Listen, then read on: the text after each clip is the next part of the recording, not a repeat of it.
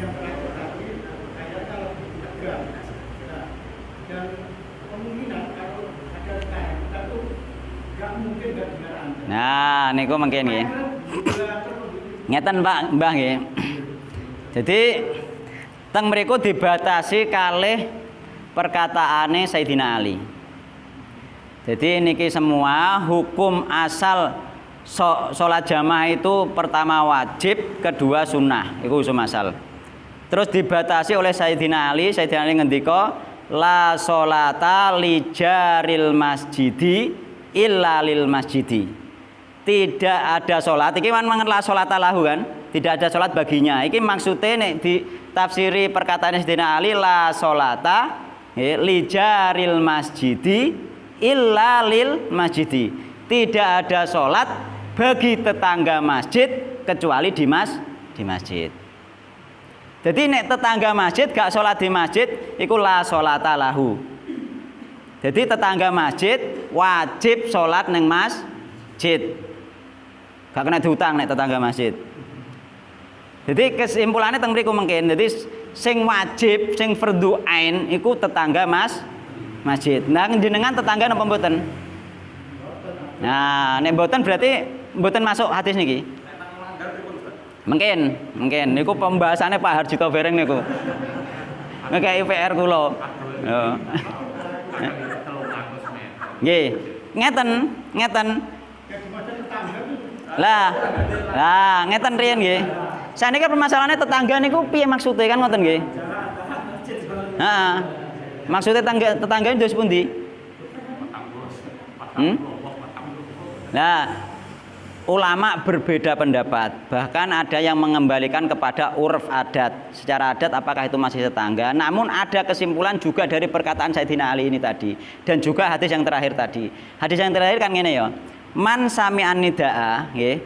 Falam ya'tihi fala sholata lahu illa min udrin. Sapa wonge sing krungu adzan gak teko, dia tidak ada salat kecuali ada udzur. Ditafsiri karo perkataane Sayyidina Ali, la sholata li jaril masjidi illa lil masjidi. Berarti tidak ada salat bagi tetangga masjid kecuali di masjid. Tetangga masjid, maksud tetangga masjid nafsiri hadis iki berarti barang siapa yang mendengarkan suara adzan secara normal itulah tetangga masjid. Berarti kalau tidak mendengarkan itu bukan termasuk tetangga masjid.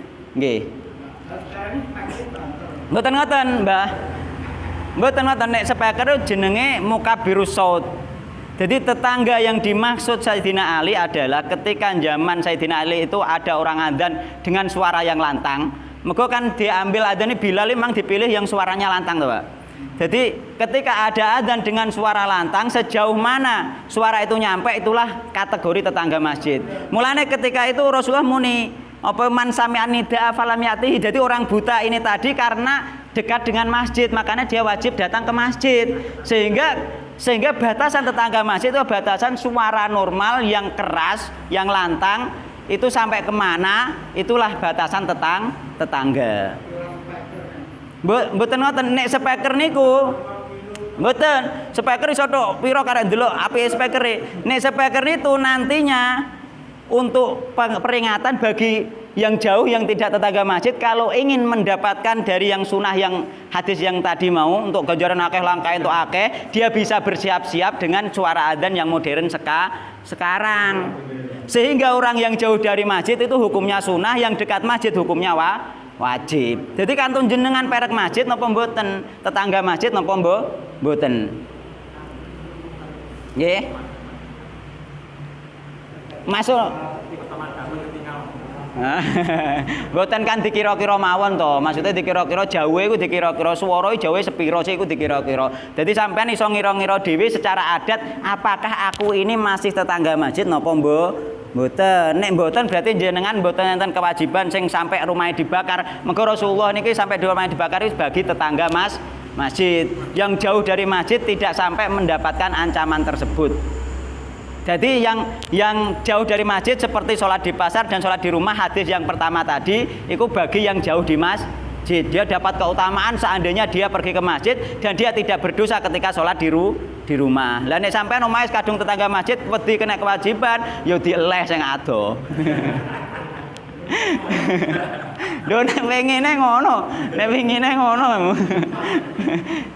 Dadi sing ngarani hukum wajib iku asline ya bener, sing ngarani hukum sunnah iku ya bener tergantung keadaan. Jadi apakah dia tetangga masjid nah ataupun tidak. Lah batasan tangga masjid wau suara normal nggih. Suara normal justru suara speaker Pak, mungkin nek masjidnya nganggo sing model sistem malah tetanggane iso tok pasar kono, Pak.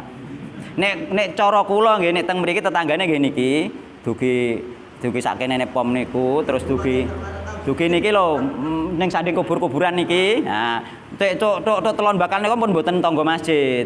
Pun mboten niku. Nek cara kula ngoten batese. Dadi dikira-kira secara uruf, secara adat apakah ini masih tetangga napa mboten. Nek jenengan mboten tetangga mboten masalah. Umpama tak arane musolane sampean niku gak padha mek masjid, sampean salat ning musolane lah sah. Kan ngoten nek mboten tangga masjid ngoten lho, Pak. Iki di luar pendapat bahwa musola itu tidak sama dengan masjid loh nggih. Ya seandainya betul musola itu tidak sama dengan masjid, musola dalam tanda kutip milik pribadi Pak nggih. Seandainya musola dalam tanda kutip milik pribadi itu tidak masuk kategori masjid, maka jika Pak Harjito niku jauh dari masjid artinya dia bukan tetangga masjid, dia sah-sah saja sholat di musolanya sendiri. Ngoten, maksudnya ngoten.